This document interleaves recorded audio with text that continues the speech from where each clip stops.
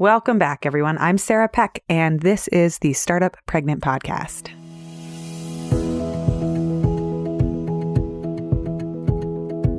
One of the things about birth that is so part and parcel to the conversation is that when we invite life into our lives, we also invite death. We have so much to talk about today because I am inviting a longtime friend, somebody I went to college with, Emily Garnett, onto the show, and we are going to go deep and talk about both life and death. Emily is an elder law attorney turned stay-at-home mom to her 2-year-old son, and she, like me, is a former college swimmer. But in November of 2017, just after her son turned 2, and she was just celebrating her 5th wedding anniversary, she was diagnosed with stage 4 breast cancer. Because she's always believed in the power of the voice, she began blogging about the cancer diagnosis and her treatment stories at emilyrgarnett.com as a way to foster community and start the dialogue around what was happening, and also to provide education about breast cancer, especially in young and postpartum women. She started Beyond the Pink Ribbon, which is a blog and a podcast about the journey of living with cancer. So in today's episode, we're going to talk all about her parenting journey and her career journey and her cancer journey. And one of the things she says in this episode, she said, "When I was diagnosed with breast cancer, I thought my life was over. But after things had sunk in, I realized that this was one of the greatest opportunities of my life. I had the push I needed to use my diagnosis and treatment to reframe how we talk about breast cancer as a society."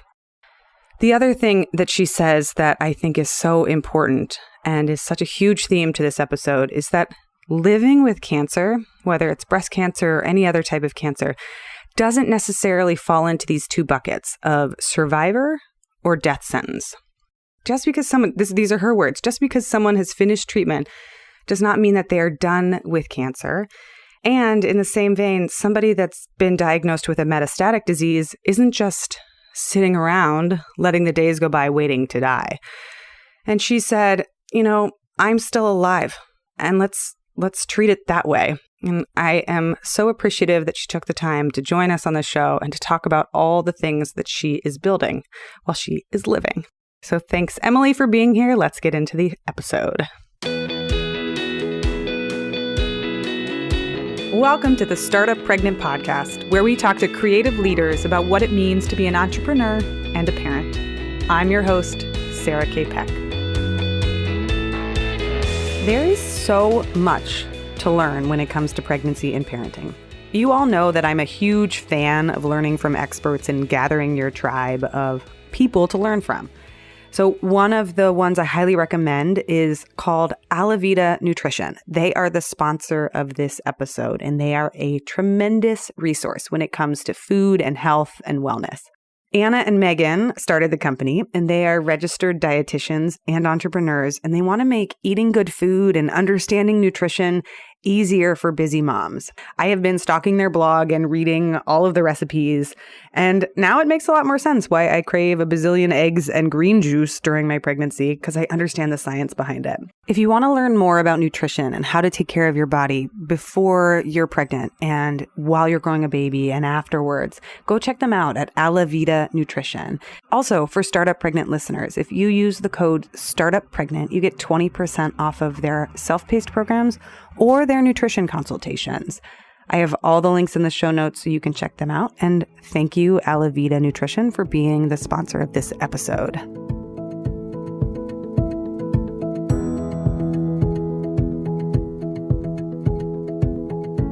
Emily, I'm so thankful that you are joining us here today. Welcome to the show.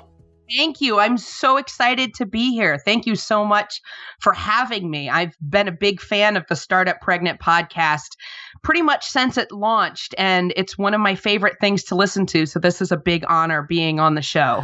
Well, you and I have known each other for years and years, for a really long time. I'd love to start by asking you to tell me about, go back in time and tell me about your career evolution and your life as a lawyer. So I started after college, I moved out to New York City and I started working in a medical office and in a nonprofit, doing a lot of insurance claims, kind of management, benefits stuff, and case management. I was doing case management for homeless people with HIV in kind of deep Brooklyn and the South Bronx. So it was a lot of hitting the streets, reaching out to people kind of in the most nitty-gritty situations possible. And from that situation, I realized I really wanted to level up in terms of my ability to be an advocate. So I went to law school.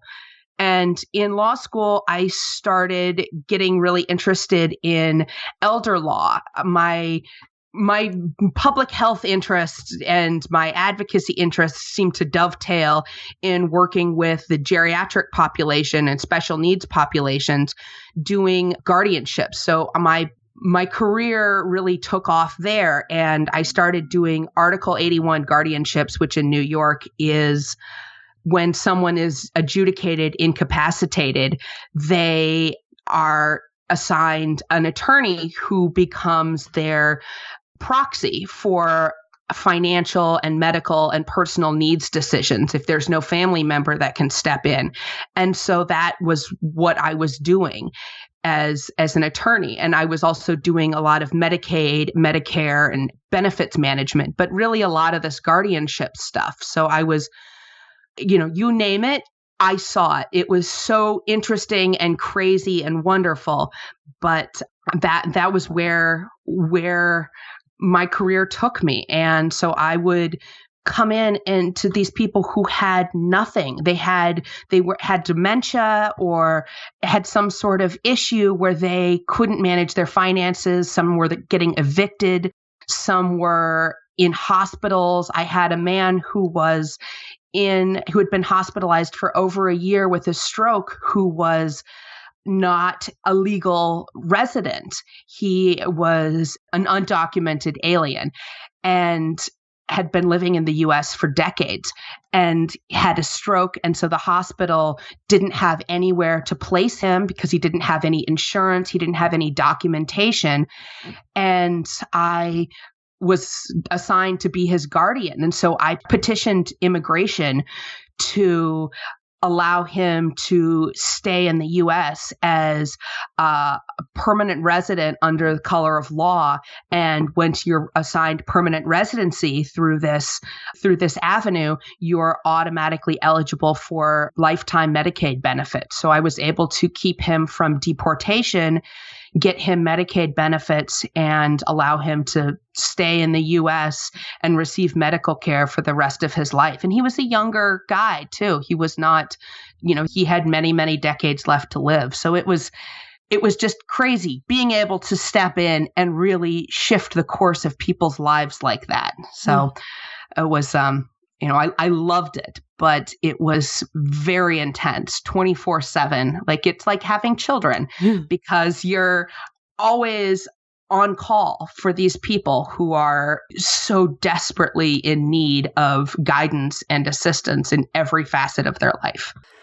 So how does this busy, thriving career where you're doing so much advocacy on behalf of other people in the law, the legal profession, how does that dovetail with your parenting journey? And I think you have an awesome story of how you met your partner. So tell us about this. Yes. Well, so my husband and I met through a friend of his from college.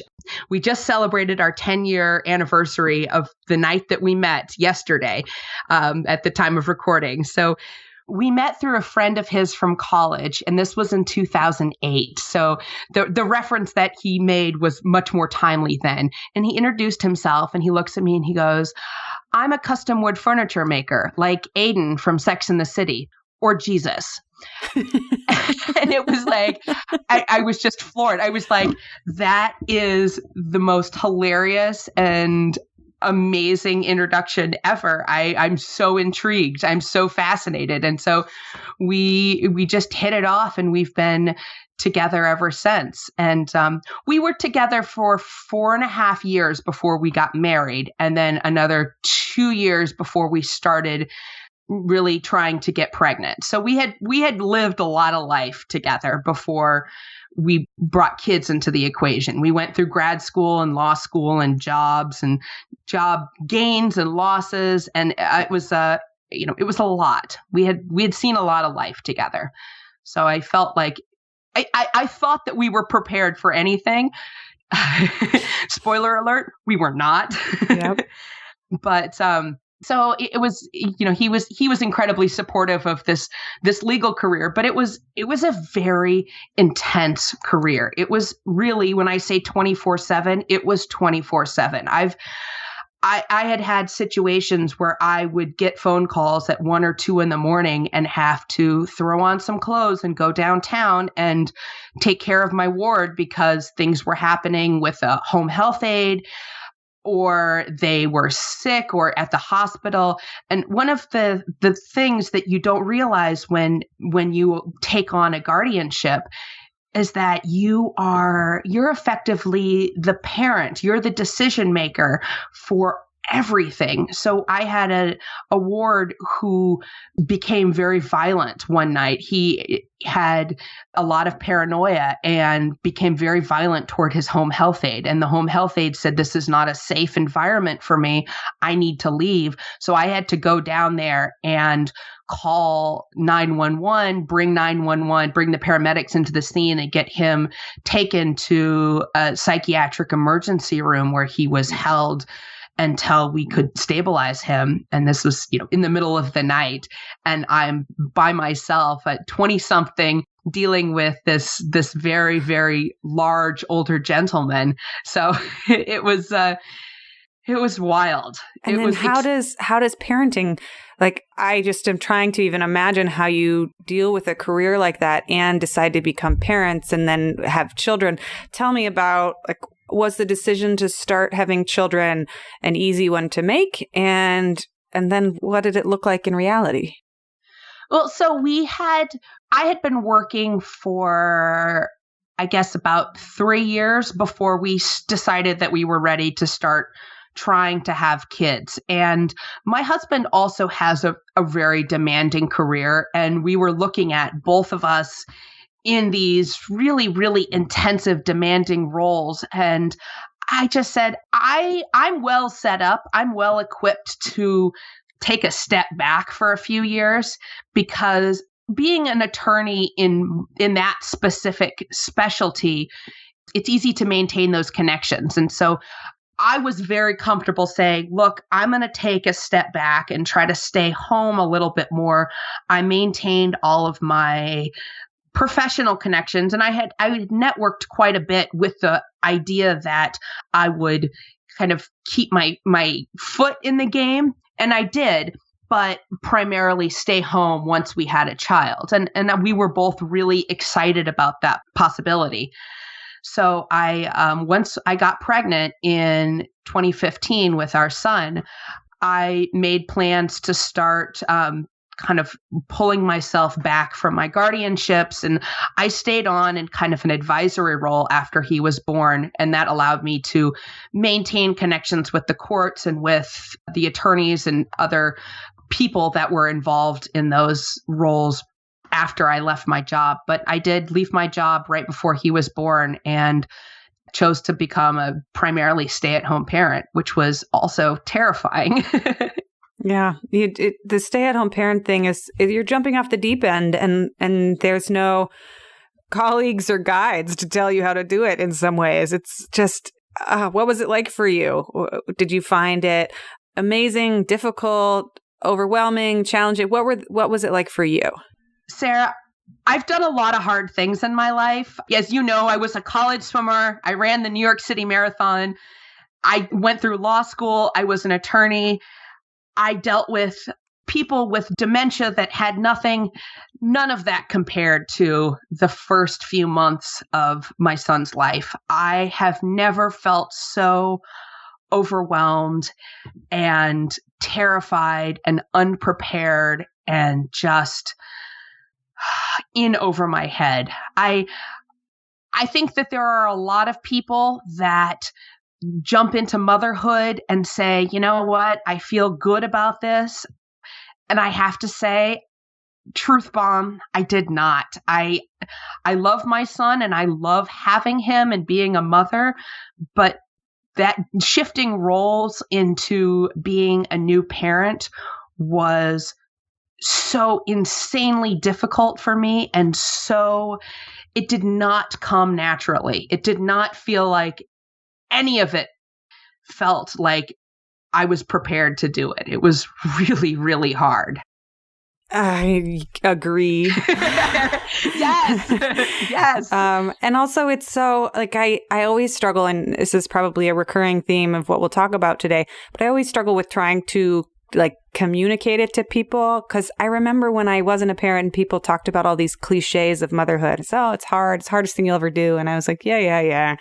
I've done college swim meets. Like I've done some stuff. Like, and it's just I've done some stuff, and it's hard it's just difficult in so many different ways. The relentlessness of it all. I think for me, I mean, we got up at 5:30 every day to do swim practice together in college. And the fact that it wasn't just like 4 or 5 days a week, but it's 7 days a week, 365 days a year. Your kid doesn't care if it's Christmas because he doesn't know what Christmas is. Like you never, ever, ever get to sleep it. It's just kind of, it's grating. It really takes its toll. So not to terrify people out there, but it is a big thing, and getting help is helpful. I really struggled to find appropriate language for all of the different feelings that were wrapped up into this like little parenting burrito. Like I always wanted to tell people, yes, it's wonderful, but the wonderfulness is couched in this brutality of it. It's so raw and it's so difficult, and I just want to cry, but I'm also really happy and grateful, but I also really want to cry. And there are too many different feelings to kind of wrap it up into one pronunciation of parenthood. It is so intense and all consuming. I still, even now, 2.5 years into it, struggle to kind of fully articulate all of the different things that I felt, especially in those first few weeks and months. Okay, so I want to ask you a leading question because I think you know where I'm going with this. But and also, like, I want to couch it with listeners. I don't always ask this question because it depends. But I want to ask you, like, were you planning on having more kids? And do you want to have more kids? And tell me about, your little one's 2 now? 2.5? 2.5. He'll be 2.5 on this Sunday. Yeah. Yeah. So, yes, the short answer is yes, we were planning on having more kids. Keyword being were. We are not going to have any more children at this point. And Felix, we had tried. Felix was very much a planned baby. I'm such a planner by nature. So I was like, okay, we're going to be married for 2 years. I'm going to do X, Y, and Z in my career. And then at our 2-year wedding anniversary, then we'll pull the goalie. We'll start trying to get pregnant, and it's going to happen. And then we're going to have a baby, and done. And life has a wonderful way of looking at your plans and saying, ha ha ha, you're going to have to find a new coping mechanism because your planning is not going to work. And so we were planning on having 2 kids. We had figured, hoped they would be, between like 2 and 3 years apart. And we recently moved out of the city. Last fall, we moved out of New York City up into the suburbs. We bought our first house, which was amazing and wonderful. And I'm sitting here as we're recording this podcast, watching 2 squirrels chase each other around a tree. And it's just, it's blissful and idyllic. And I'm so happy to be up here. And so we figured, all right, once we get settled, as soon as we get into the house, we'll start trying for another baby. And that was last fall. We started trying to get pregnant. And I went to my primary care doctor to get a physical and just to make sure everything checked out. And I mentioned to her that I had been feeling really bad. physically, mentally. I had a lot of aches and pains that previous doctors had kind of dismissed and said, you're a new mom. Maybe you could lose some of the baby weight. You're not sleeping very well. I bet you're not exercising or taking care of yourself. And I was like, yeah, all of those things are true, but I feel like my body is falling apart. There's something very deep inside of me that feels like it is not right. So I went to my primary care doctor and I mentioned this. And so we chatted, we did some blood work, and she did a physical exam, and she found a lump in my breast, my right breast. And she was very serious about it, but she said, I don't think it's nothing. It's anything. Statistically, it's probably nothing, but you do need to get it checked out. And so I made an appointment to get an ultrasound. And I go into the ultrasound thinking, this is, next time I get an ultrasound, maybe I'll be pregnant, and we'll be looking at our second baby. We'll be looking at the baby that would probably complete our family. And the ultrasound, I mentioned this to the ultrasound tech, and she got really quiet. And then she stopped the ultrasound and grabbed the radiologist and brought the radiologist into the room. The radiologist looks at me and she just kind of shakes her head. She goes, we got to do more tests. This does not look good. And of course, that's never something that anyone wants to hear. And so she said, we want to do a mammogram.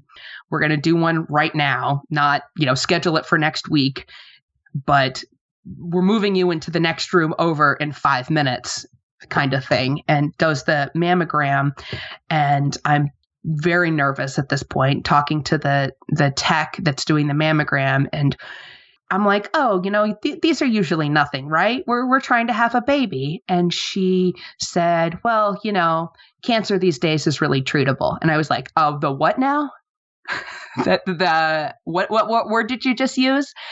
And she said, yeah, cancer's really treatable. I was like, it didn't even compute. I didn't even process what she was saying. And she finished the mammogram, and really immediately after the mammogram, the radiologist pulled me into her office and was like, I don't like how this looks. She kept saying, I don't like how this scan looks, and throwing out terms like speculated calcifications and this mass, and there was a second mass. And when you get into those situations where your stomach just drops out and your ears fill with blood and your head is pounding and you're like, I know something is going really, really wrong here, but I don't know what it is. My brain just can't even wrap around it. It was that situation. And so she said, go get your husband. I was like, why? Why do I need to go get my husband? It's not like it's breast cancer. She looks at me. She's like, it's breast cancer. You have breast cancer. So I went and got my husband. Mm-hmm. Mm-hmm. And they sat us down, and we had Felix with us. And one of the nurses took Felix out and was playing with him in the waiting room, and sat us both down and explained what was going on, took us through the slides, and we're both sobbing. We are a wreck. I mean, how could you not be? How could you, except for being in shock? Like, it was one of those moments where you're like, the course of my life is shifting so dramatically, and I don't know how to hold on to this. I don't know how to take back even the illusion of control. So she said, we're going to do a biopsy in about an hour. Get childcare for your son. You're going to have a long day. We're going to do the biopsy. You're going to meet with our team at the hospital. Be prepared. You're in for a fight. And so we dropped Felix off with a friend of ours, and on our way back to the hospital, I made my husband stop so that I could get a notebook and some pens, because I was like, well, I need to take notes. I need to be able to keep a record of what's going on. I flipped into case manager mode, into attorney mode so quickly, because that was the only way that I knew how to control the situation. I was like, I know my training kicked in this sort of automatic way. And was like, we're going to take charge of this.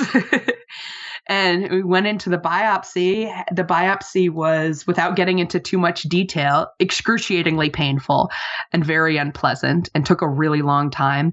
And then we met with the nurse navigator, the radiologist, the breast surgeon, the physician's assistant, the oncologist. We were at the hospital for 11 hours that day.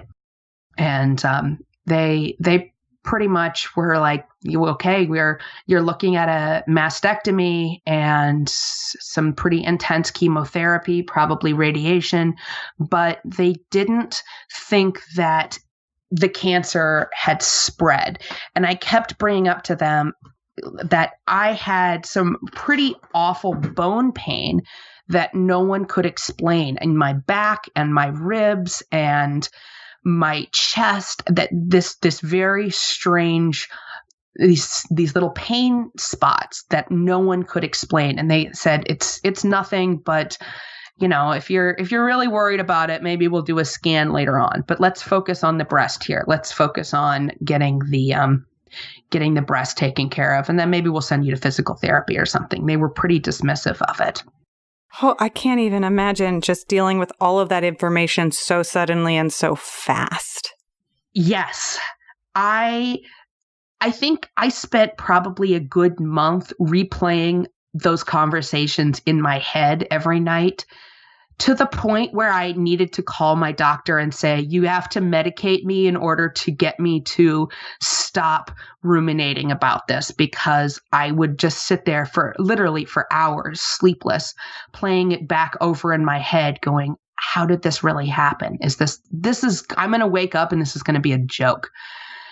And it wasn't. And it just kept getting worse. It was a nightmare. How do you tell me about the emotional journey as well? Because you get this devastating news, and what is the reaction? I imagine I would go into shock and all of those, right, and denial and bargaining, all of those things, but also sink into depression. What? Oh yeah. Tell me about that. Well, before I get into that, I want to add a little bit to the story, because when they told me I had breast cancer, that was not the worst news that I heard. I went to a very large cancer center in the city for a second opinion, and they took a look at all of my scans and all of my pathology and everything, and immediately sent me for a full body PET scan. They're like, this doesn't look good. Before, at the other hospital, they had originally diagnosed me around stage 2, where it's pretty localized. There's no lymph node involvement. And to kind of cut to the chase, at the second opinion, they took a look at me and they go, it's not stage 2, it's stage 4. Your cancer has metastasized to your bones. That's why you have all this bone pain. Oh. Now, stage 4 breast cancer is incurable. The treatment for metastatic breast cancer is the standard for treatment is progression-free survival. And in the very outdated statistics that Dr. Google will give you, the average life expectancy is about 2.5 years. It's grim. Yeah. Now, I'm open mouthed and just nodding my head over here and just processing, which I'm sure. Yes, keep going. I had 6 months to process it. Yeah, yes. So I'm trying not to kind of flip into my pre-prepared kind of spiel about it, because I do have to give it so much. And so because there's that fixit mentality, right? I think we're a little similar in this way of wanting to plan and fix and make everything neat and tidy in some ways, and be like, oh, here's the thing, A to B, F to Z, dot, and tidy about this. Yes. Yeah. There's no fixing it. There's no medical science that says we can fix this, that the best doctors and researchers in the world cannot fix this. And all they can say is, we're going to give you drugs that will hopefully keep you alive past the mean.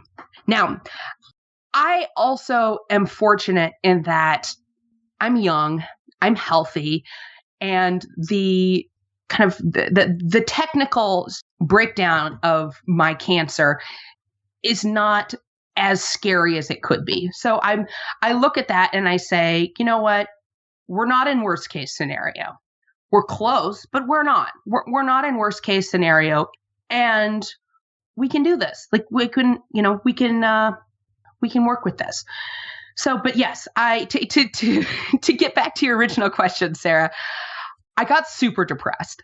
There were weeks where I couldn't get out of bed. I am here in my present state by the wonders of modern pharmaceuticals. I have a fabulous psychiatrist who is monitoring me really well and making sure that I have the medication I need to sleep, to not feel stressed, to help with my symptoms, both mentally and physically. And I have an incredible team of doctors who are really on top of things. And I am 100% of the recommendation that if you even think that you could be having psychological stress after a breast cancer diagnosis or for any sort of challenges with life, talk to a psychologist, talk to a psychiatrist. That's what they're good at. And they are going to be part of your team to help prop you up and make you get back to being yourself again and finding your new self. So I have to really give a lot of credit to my psychiatric team to make sure that I'm functioning, that I'm allowed, that I can be mom and wife and person and patient and advocate in a way that I want to be, and not continue being sad Emily in bed. But yeah.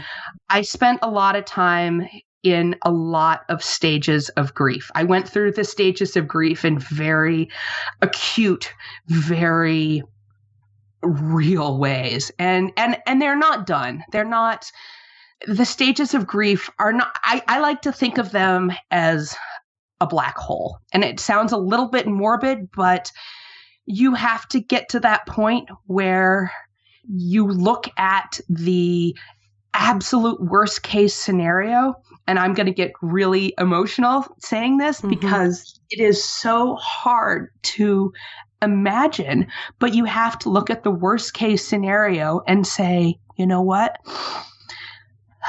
I can deal with it. I can, if that's what's going to happen, it's what's going to happen. I can't control it, but I can control where I am right now, what I put into my body, what I do with my body, how I love my family and friends, and what I put out into the universe in this minute of this day.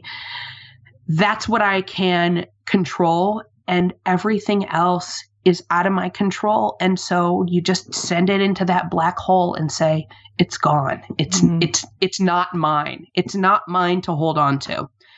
And that is the single scariest thing to do, to look the possibility of death, the very real possibility of dying much earlier than I think any of us want or expect, in the face, and say, you do you, I'm going to do me. Emily, I remember when you first shared your diagnosis, and on social media, I think is how I found out, or it was through an email. And both. I put it out there quite a bit. Yeah. And I remember just like being in such shock and having all of these feelings and reactions that I was certain you were going through too. Mine being just a fraction of it, but just the existentialism of like, what about her kid? And right. And how's this gonna, and I couldn't stop crying to Alex and being like, I don't want to think about this. I don't want to think about not being around for Leo's life. I can't even consider I mean, I can, obviously. And then you also have to look at it and be like, well, we're all going to fucking die. Like, that was something that came along. Like, we're all, and none of us has a ticket to being 90. Nobody. And then, but it's just like the questions it makes you start asking about what do I do with right now? Because it's literally all I have. I don't even. Whew, Emily, I mean, thank you for being here and talking about this on the show, because like for sake, like go punch the universe, you know? I mean, the universe is, and I say this not to be glib. I say this after months and months of wrestling with the universe as a like the universe owes us nothing and gives us nothing. That everything that we have is our own kind of manipulation of it and our own kind of manifestation in it. But the universe also, it owes us nothing. That these things happen. Like it's not. No one has a magic ticket punched to be 90. Statistics show that most people will likely live to old age and retirement, but that's a mean, and there are a lot more statistics out there that can give you a better picture of what your life is going to look like. And I say this because I spend hours digging through statistics going, tell me, be my crystal ball. Tell me what things are going to look like in 6 months. And then, and they're just like, no. But it's, I still, there's a big part of me that doesn't go down that rabbit hole. I don't think about what it is that a world where I don't get to see my little boy graduate from college or go to kindergarten or, get married or have his first job or have his first car. I don't think about that. I give myself about 5 to 10 minutes every night. Now everyone is different, and I take an Ativan and a Tylenol PM every night because my combination of medications and crippling anxiety over my life situation really makes sleep very difficult. So I make sure that I medicate myself enough to sleep very well. And I take my medication, my sleep medication, and then I take a hot shower every night before I go to bed. And in that shower, that's my safe space. And I let myself go to the deepest, darkest places so that I know that they're there. And I know that they're there, and I know that I can leave it. Because when you're afraid of those dark places, that's when that fear can grab a hold of you. And when you know that they're there and you take time to live with it and say, you know what, you're scary, but you're also walking life with me, that there's no way that I can get through life without having those dark places exist with me. I need to be able to acknowledge that, because that's how I'm going to be able to plan my life for the next day and week and month. And that's going to fuel me to be the best mom and the best advocate and the best person and be the happiest, have the happiest next day that I can. So I let myself have that safe space, and then the medication kicks in and I can pull myself out of it and put it away and say, you know what? Not today. 100%. So I asked you such a leading question before because I wanted to bring it back.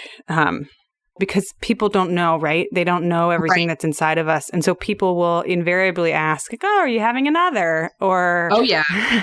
Right? Yeah. Can you talk about, and I did it and I was like biting my tongue while I was doing it. But I knew where we were going. So Right. No, I love it. I love it. So when people ask you this question about like your procreation and also what questions, what does it do? And what do you wish they would ask instead? And what are some of the things that you wish other people knew?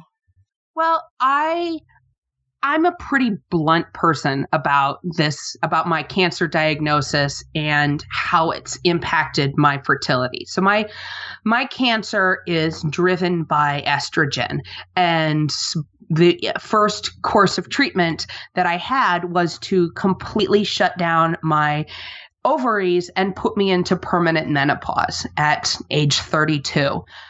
So when my doctor told me that, she said, you're never going to be able to have another biological child. You're done having kids. Having a child will kill you. Were her words. And we didn't have the time or the resources to freeze eggs. And it really didn't feel like, it felt like too much of a deviation from kind of our course of like, all right, let's get into treatment. Let's take care of the cancer. And adoption is really not an option when you have a terminal illness. No one is going to adopt a child out to someone whose family is in chronic crisis, and nor should they. That's it, in a lot of ways. So at that point, our options to continue to expand our family were eliminated. We're one and done. And so when people ask me, are you giving your son a sibling? And I just kind of tell them point blank, I can't have any more children. I have metastatic cancer.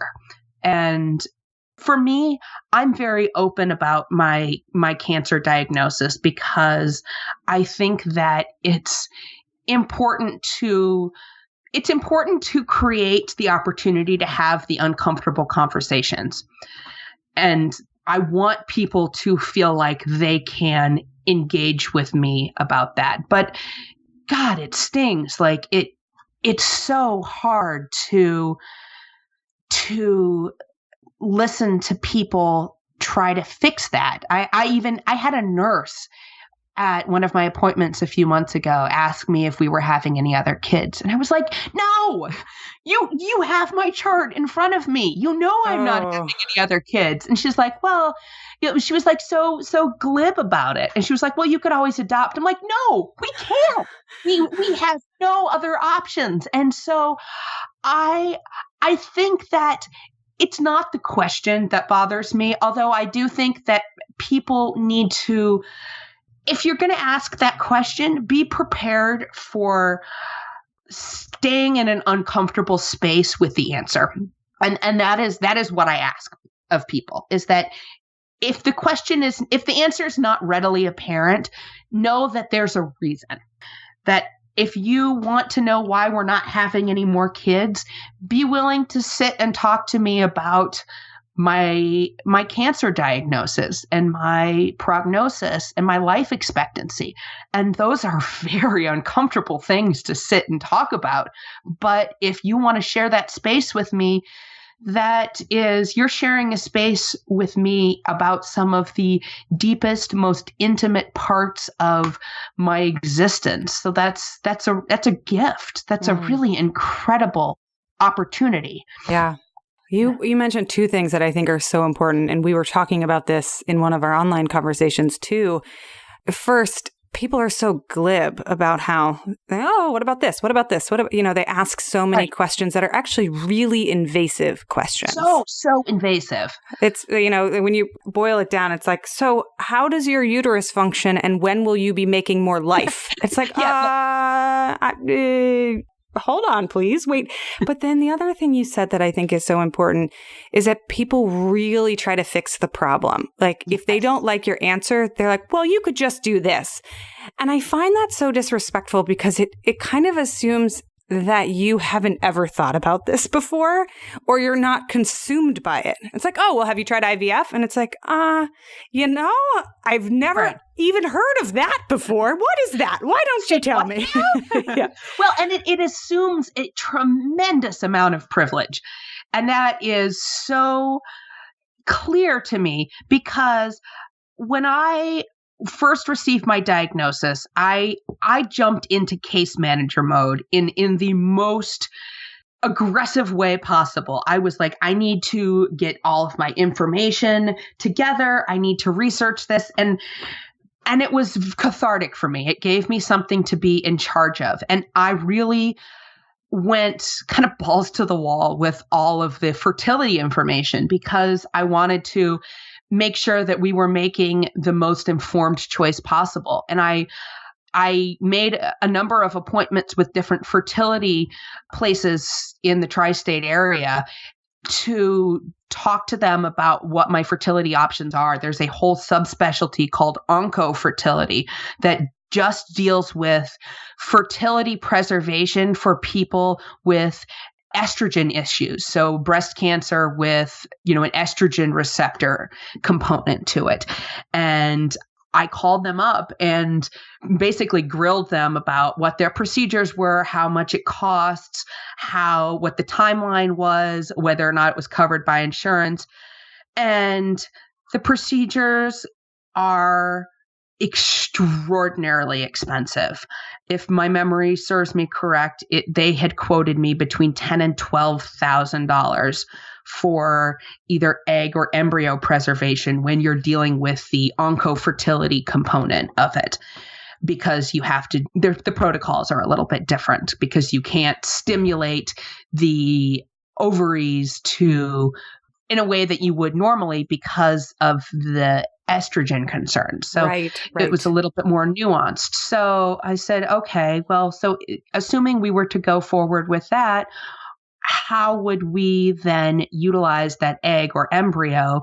And they said you would have to implant the egg or the embryo into a surrogate. And if you don't preserve your egg, you would have to adopt an egg. And egg adoption is actually a thing. It's very expensive and very difficult, but it's a thing. It's really egg adoption and then pregnancy through a surrogate is really one of the only avenues of reproduction available for women with metastatic breast cancer who were unable to preserve their fertility in other ways, who didn't freeze eggs or embryos prior to starting treatment. Yeah. Or fostering, which is also something that we looked into, fostering or adoption. I looked into everything.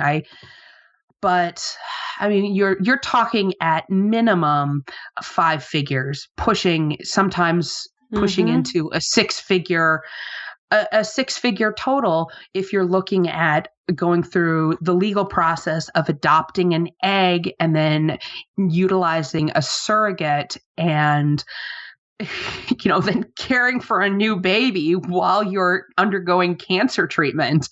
Like to me, that seemed like a no-brainer. I was like, yeah, no, I don't mourn as much the life with a baby as I mourn the life that we lost when I got my diagnosis, that we had the opportunity to have this.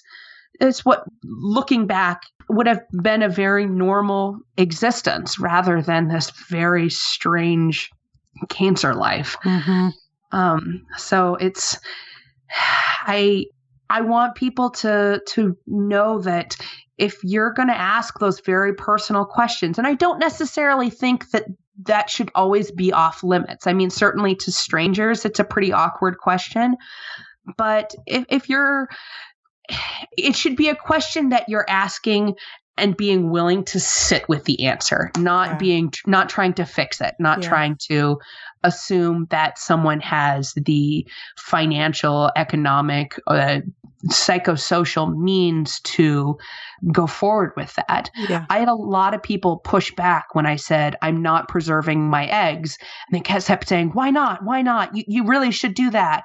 I kept saying, or you could always adopt. I was like, I don't have the bandwidth to expand my family. My focus needs to be on the son that we have, who's incredible and couldn't be a better fit into our family. Our family really feels complete in a lot of ways. I made my peace with that. And, but, it's such a loaded question. I know. I know. We could talk about this for hours. I know. Do you talk to Felix about this? How Or how do you think about that? Because, our little ones are so close in age. Right. I wonder, how does that work? So I do. I'm very open with him about what is going on, about my cancer and my treatment, because I don't really think that it does much good for him to be shielded from it. This is our new normal. So every week I take quite a bit of medication, and my treatment is actually is not chemotherapy right now. I take 2 targeted therapies, but I take a number of pills as part of that therapy. So every week I refill my pill case, and he and I sit at the kitchen counter, and I fill my pill case, and he has his own pill case that he fills with Goldfish or Cheerios or whatever little snacky food on hand. And we make it an activity together. We normalize it. We make it our normal. And he sees mommy take her medication every morning because mommy has cancer. I'm going to use that language with him because I don't want him to feel like we tried to hide anything from him, that he should get the respect that he deserves to understand what's going on in his family.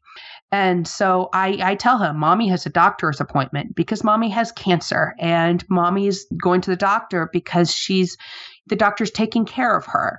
And he goes, oh, okay. Mommy, the doctor's going to help you feel better this month. I said, yes, that is the hope. He goes, yes, we hope so. And so I like to think that I'm creating language for him where he doesn't feel like he needs to hide any of this, that he can have the language to feel like he has control over parts of the situation in a way that I feel like I have control over the situation.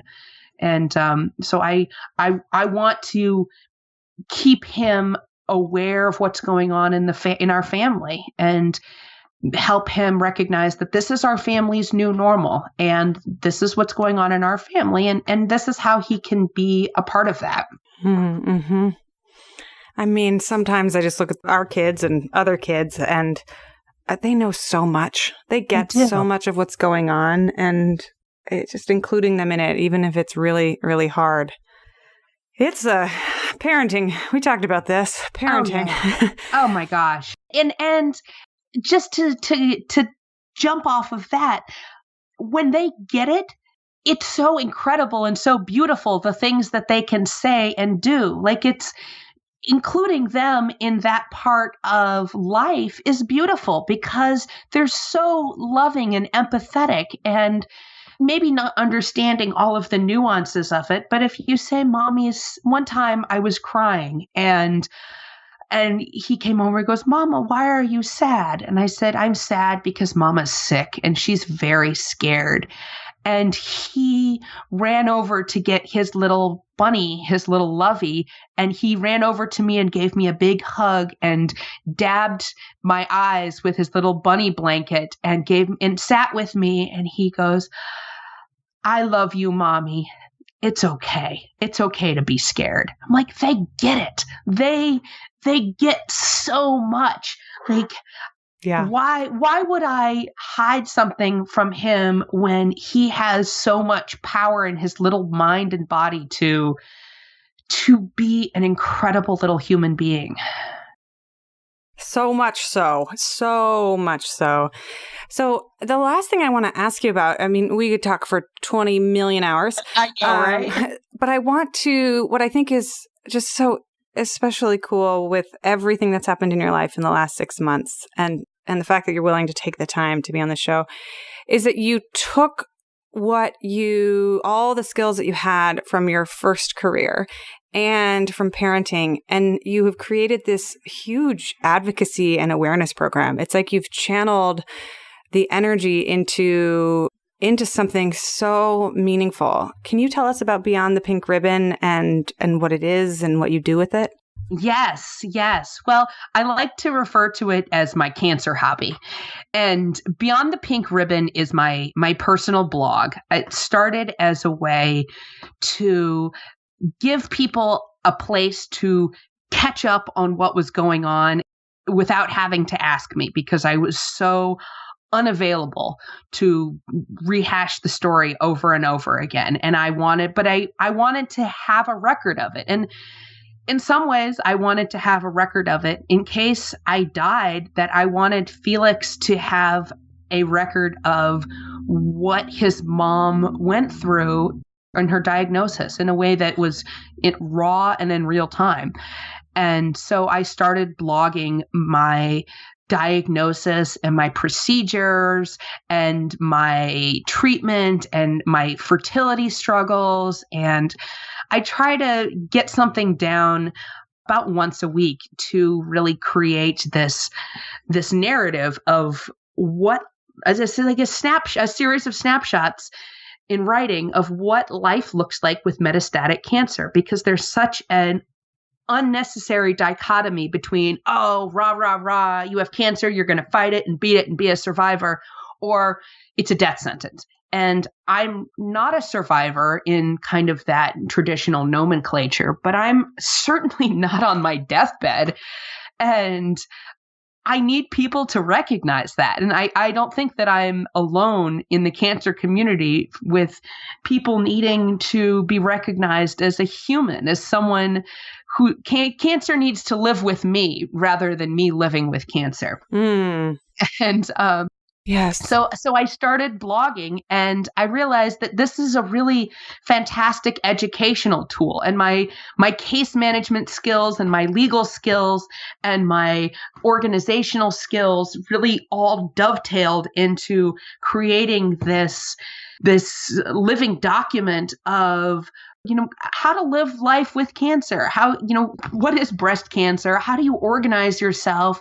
What do these terms mean? And creating a space where people can go to really learn what life with cancer looks like from a lot of different angles. And I always try to write with kind of my legal background. If I'm writing a brief to the court, I need to be able to spell everything out so that anyone reading the document, from, such and such cousin overseas to the New York County court judge, everyone is on the same page. And so I always use that skill to create content on my blogs that allows anyone that's reading it to understand exactly what's going on. So it's been so rewarding to have the opportunity and the platform to be able to create this document that people are really responding to. And as I'm in the process of developing a podcast as an extension of Beyond the Pink Ribbon, and it'll be the Beyond the Pink Ribbon podcast.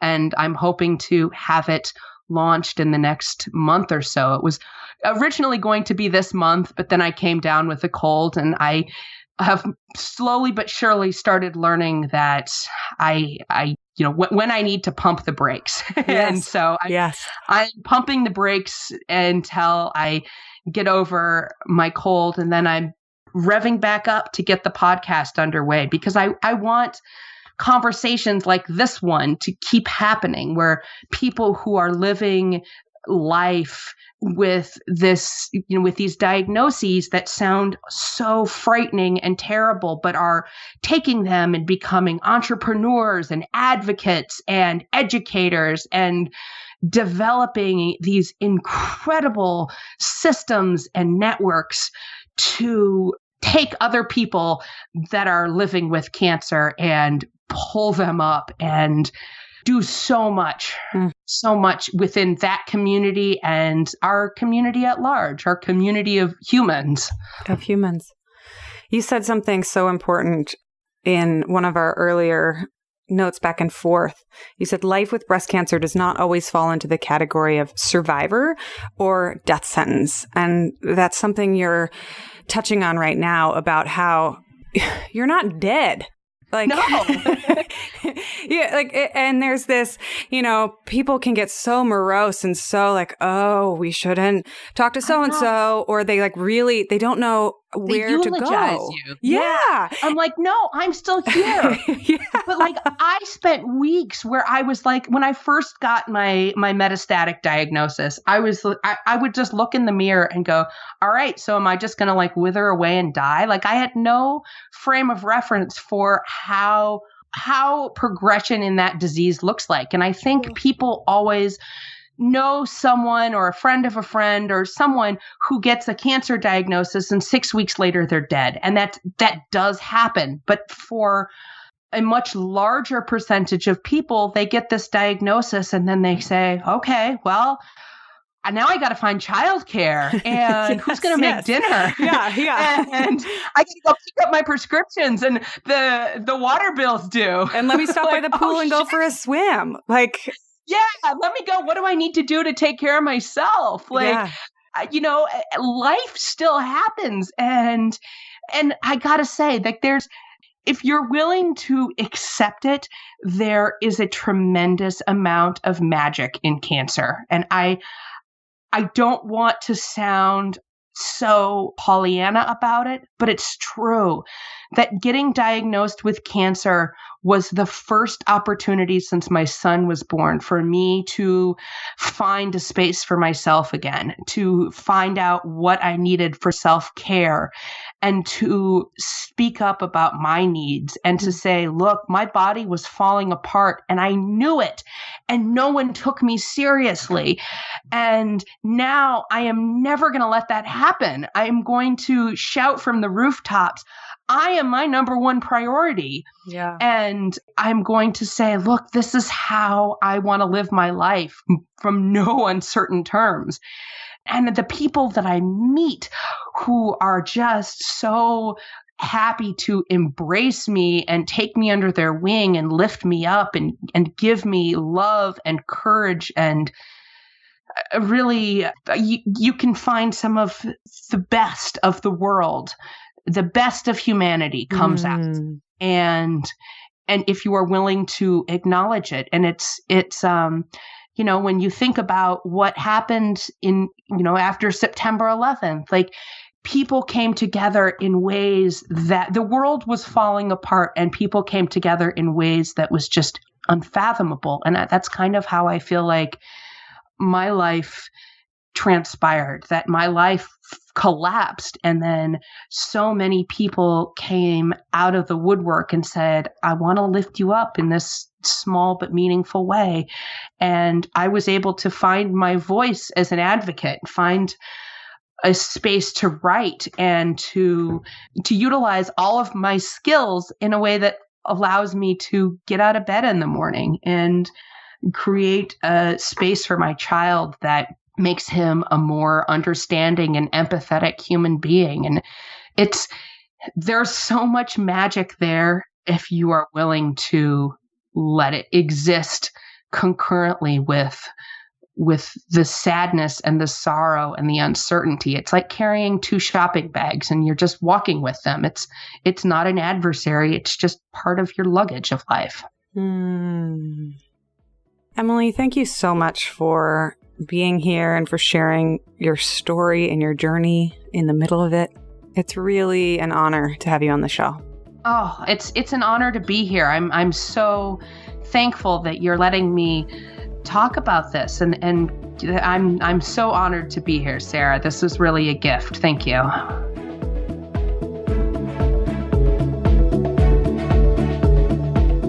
And I always say this and I mean it. Leave us a review on iTunes if you like our show. It takes a few seconds and it really does help us a lot. If you want more of what we're talking about, go over to startuppregnant.com and get on our email list. We send out a weekly newsletter with time-saving tips for parents and entrepreneurs. And I always include a weekly gadget or tool or something awesome that we've stumbled upon to help make your life just a little bit easier. And as always, you can reach out to us at hello@startuppregnant.com. We love hearing from you.